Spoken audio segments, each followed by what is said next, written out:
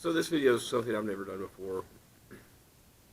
It's a video I've been thinking about. I wanted to kind of address something as far as the coronavirus is concerned. Um, it's something that I think everyone should learn very, very valuable lessons from this coronavirus. And some of the things that I'm talking about are not what you're going to be hearing specifically when you look at other channels as far as what they're telling you. This isn't fear mongering. This is life lesson, basically. Um, if you're caught in this like we are, we're caught in this as well. Today is the first day of my 6th week being furloughed. Now, I am fortunate enough that I still have a job, yet I'm not getting paid. So this is 6 weeks without pay, and we're doing fine. We're doing fine. Haven't even had to do without anything. We're not going really anywhere, which is saving a lot of money. We're doing a lot of projects around the house, which we do anyway, but obviously I've got a lot more time now to do them. But what I wanted to kind of touch on was, and I'll just preface this by saying I'm not a financial expert or anything such as that, but what I'm hoping people have learned from this is that you've got to have your financial house in order. And what I mean by that is, any of us could lose our job tomorrow. Not counting this virus situation, but any of us could lose our job tomorrow, and you've got to be prepared for that. We aren't preppers, but we do follow. There's a gentleman by the name of Dave Ramsey that I have been following for over 20 years. He's a man that is a financial expert, and basically his whole mantra is to get out of debt and live life more. What is it? Act your wage?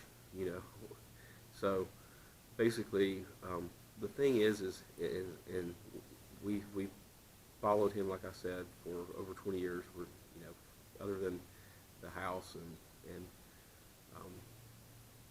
we do use credit cards, even though he doesn't like doing that. We do use credit cards, but we pay them off at the end of the month. We don't spend more than we can pay off. If we have a large budget item that we can't pay off, then we save for it. We don't go out to eat very often. We do a lot of cooking, just things like that.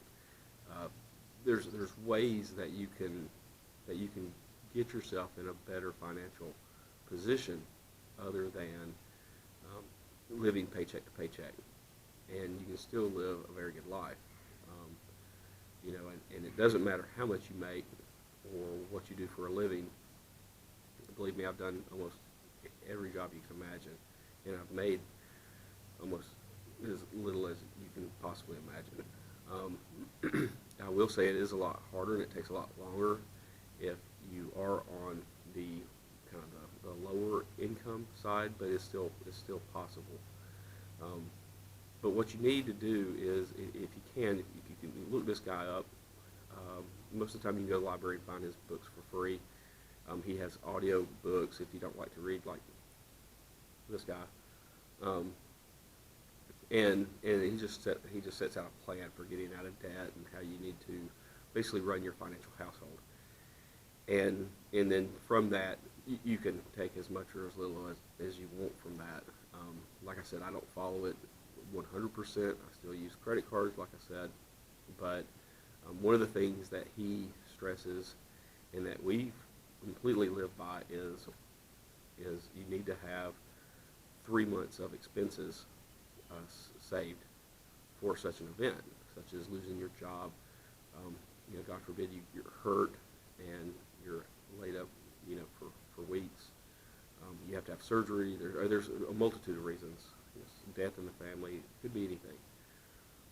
but you need to you need to set yourself up so that the whatever that stressor is that has put you in this situation where now you've lost your income or partial income or what have you, that you can deal with just that stress and leave the can I pay the power bill, the water bill, the internet or whatever you have, cable, any of that stuff. Leave that for another day, because you've already set yourself up that that's not a concern, and you can focus on what is the main concern at that point in your life. And we've never had to use it before, luckily, but we always have had it. And I would say 3 months is a good rule. At least start with one month. Get 1 month of whatever your expenses are. If you can start cutting expenses, you're going to be better in the long run anyway. And a lot of that stuff you don't need anyway. But start with 1 month. It may take you a while. It does. You can't do this overnight. And there's a couple of things you can do to help you achieve these goals. And I'll talk about a few, but again, these are just things that I have found useful for me over the years. Some of these may not be available to you. I don't know, but you need to have 1 month minimum. I would say 3 months is closer to reality, and if you can do 6 months, even better. Once you start feeling more secure with that, I've got this 1 month, 2 months, now I have 3 months, you sleep a lot better at night. And I can tell you, it takes a load off of you. And just keep it there. That money, if you have it in a savings account, like almost everybody does, it'll grow some interest, pennies on the dollar, but you'll still get something for it. Don't put it in something you can't gain access to it immediately. So something like a savings account. If you take your bare minimum needs, like in an event like this, you're not going to be using near as much gas. The food that you have on hand is pretty much what you're eating, unless you're not staying at home. And so your lifestyle has now changed such that your expenses will also decrease, and that's helpful as well. But some of the things that I have found, me and the wife, we've just kind of cut out things like stopping and buying, the cafe, latte, whatever at Starbucks. Like I said before, we don't eat out very often. We do when we want to, but we don't, as a general rule, eat out that much. When we do, we don't go to the the white tablecloth type places. We still do normal things. We go on vacation, that type of stuff, but we're not flying to Hawaii, this type of stuff. It's just we keep it within reason. The other thing I found that is really helpful, when I first started, my bank has a thing called the pocket change account, and it sounds like it's not much, and what it does is it rounds everything up, and a lot of banks have this. If yours doesn't have this, then you can kind of do it on your own, but it's a little bit more difficult. But anytime you use your debit card, which everybody uses all the time, every day, then if it's, say, $9.62, it just rounds it up to $10. And it's a lot easier to keep track of, for me, personally.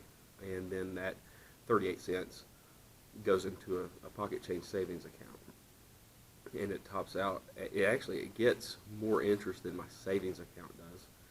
And usually from, stopping, I use my debit card like most everybody for everything. So by the time I get gas and groceries and this, that, and what have you, I usually get about $10 a month from that. And so, not life-changing money, but that's that's $120 a year that is just change, basically. And that's one of the things. The other things that we do is, and this is, most anybody will tell you this is not the best information to give you, but we file our taxes where we do not take any deductions or what have you. When we you get your job and you fill out, just we put all zeros. That way we let the government take as much from our checks as possible. And what that does is we have a smaller check every payday. Not that much smaller, but it takes some more some more money to do this. But we're guaranteed a refund at the end of the year. Now people will argue and say, you're not getting any interest on that. You're letting the government save your money for you, and I have no problem with that. If you're not a good steward of saving money on a month-to-month basis, then I have found that this is personally a good option for me, and my wife does the same thing. That being said, when you get your tax return at the end of that year, whatever it is, we haven't spent it, and what I mean by that is a lot of people will spend it before they ever even see it. They've already got a vacation lined up or this, that, what have you, and that's fine if you've got the means to do so and have your money squared away for a life event. And so, and again, like I said, it takes quite a bit to build that up, and I understand it, and it's just one of those things you can't touch. It just sits there, you don't even look at it, but it's and in the over 20 years I'm telling you about, we've never had to resort to using it, but it's still there, and we just did our taxes, we got a refund back, and so far we haven't had to tap into it as of yet. That will change here very shortly. However, like I said, we've gone 5 solid weeks now without a paycheck, and we're not worried. In fact, we're knocking out all kinds of different projects, and so we're making the most out of it. And again, that comes back to when I was telling you, whatever the life event is, you can focus on that and not sit up at night worrying about paying your bills.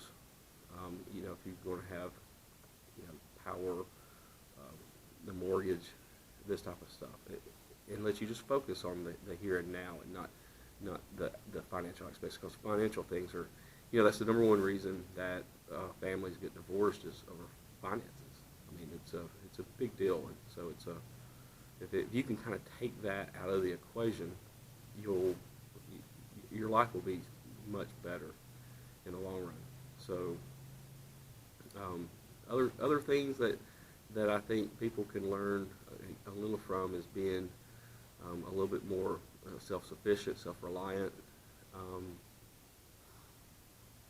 maybe finding some hobbies, something that you've never tried before. We enjoy gardening, and that's something we do. We do the best at it that we can, and we usually do pretty well with it. We're not farmers, but we it's something that we enjoy, and that's something that we're anxiously waiting for the season to turn such that we can get out there and start planting our vegetables. But I've got multiple projects going around the house, here in the shop. I'm going to be doing lots of more building and that type of stuff. That's what I enjoy, and it also takes your mind off of things.